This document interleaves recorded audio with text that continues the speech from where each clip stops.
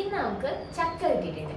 അതായത് നാട്ടിൽ കിട്ടുന്ന പോലെ അത്ര എളുപ്പമല്ല കൊൽക്കത്തയിൽ ചക്ക കിട്ടാൻ വേണ്ടിയിട്ട്.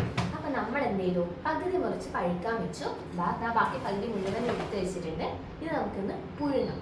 ഓക്കെ, അപ്പൊ നമുക്ക് പുഴുങ്ങിയാലോ?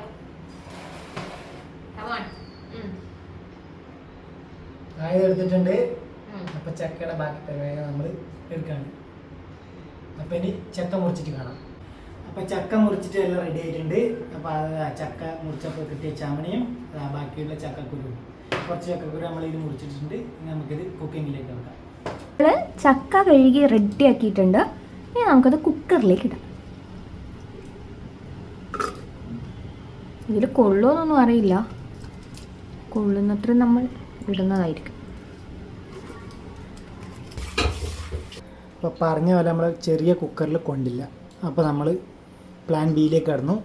ഒരു ചെറിയ കുക്കറും കൂടെ ഉണ്ട്, അതിലും കൂടെ നിറച്ച് രണ്ടും ഒരുമിച്ചാണ് നമ്മൾ ഉണ്ടാക്കാൻ പോകുന്നത്. ഇതാ നമ്മൾ രണ്ടാമത്തെ കുക്കർ എടുത്തിട്ടുണ്ട്. അപ്പോൾ അതിലേക്ക് ചുള ഇട്ടുകൊണ്ടിരിക്കുകയാണേ.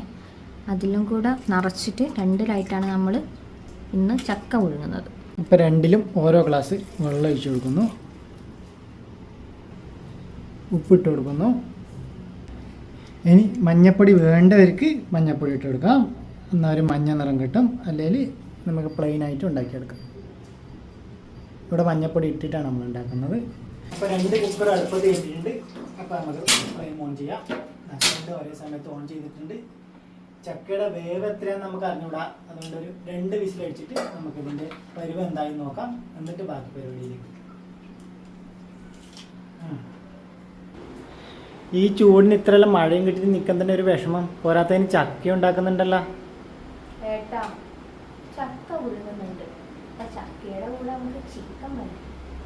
ചിക്കനും കൂടെ വേണം. ഈ മഴയത്തിപ്പനി ഞാൻ ഇറങ്ങി പോകേണ്ടി വരും അല്ലേ? ചിക്കൻ വാങ്ങാനായിട്ട് ഞാൻ റെഡി. അപ്പം ഇനി ഞാൻ പോയിട്ട് വരാം. നിങ്ങൾക്ക് കാണുന്നുണ്ടോയെന്നറിയില്ല, ഇതേ പാവ എൻ്റെ ഭർത്താവ് അതിലൂടെ വരുന്നുണ്ട്.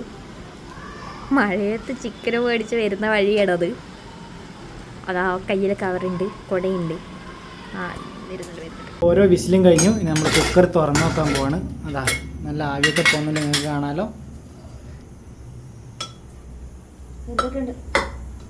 ചക്ക ഒന്ന് വെന്ത് കിട്ടിയിട്ടുണ്ട്, അധികം ഉടഞ്ഞിട്ടൊന്നുമില്ല. ഇത് തന്നെയാണ് നമ്മൾ ആഗ്രഹിച്ചതും.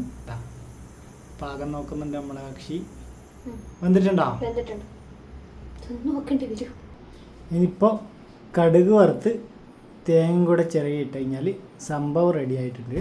അപ്പോൾ അതിനുള്ള പരിപാടിയിലാണ്. ചീനച്ചട്ടി അടുപ്പത്ത് കയറ്റിയിട്ടുണ്ട്. നമുക്കതിന് കടുക് വറുക്കാം.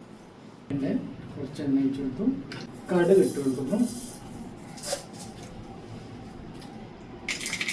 കടുക് പൊട്ടിട്ട് കഴിഞ്ഞ് നമുക്ക് ഇച്ചിരി ഉഴുന്നിട്ട് കൊടുക്കാം. വെളുത്തുള്ളി ഇട്ട് കൊടുക്കുന്നു. അതേപോലെ ഒരു 3 ഉണക്കമുളക്, നെയ്യും കുറച്ച് ഇട്ടിട്ടുണ്ട്. പിന്നെ നമുക്ക് കറിവേപ്പില കൂടി ചേർക്കാം. എല്ലാം കൂടെ ഒന്ന് മിക്സ് ചെയ്യാം.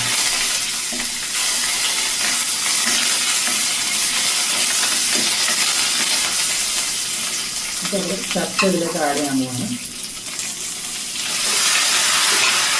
നമ്മളിതൊന്ന് ഇളക്കി കൊടുക്കുന്നുണ്ട്. ഇനി നമ്മൾ ചെറിയ തേങ്ങയും കൂടി ഇതിലേക്ക് ആഡ് ചെയ്യുന്നു. ചക്ക ഏകദേശം റെഡി ആയിട്ടുണ്ട്. ചെറിയൊരു വെള്ളത്തിൻ്റെ ഈർപ്പം ഒന്ന് മാറിക്കിട്ടിയാൽ നമുക്കിത് വാങ്ങി വെക്കാവുന്നതാണ്. തേങ്ങ ഇട്ടിട്ട് വീണ്ടും ഒന്ന് മിക്സ് ആക്കി കൊടുക്കുന്നു. അപ്പോൾ ചക്ക റെഡി ആയിട്ടുണ്ട്. നമ്മൾ ചക്ക ഇത് വാങ്ങി വെക്കാൻ പോവാണ്. നമ്മുടെ ചക്ക റെഡി ആയിട്ടുണ്ട്. നമുക്കിതിന് ചൂടോടുകൂടി സെർവ് ചെയ്യാം.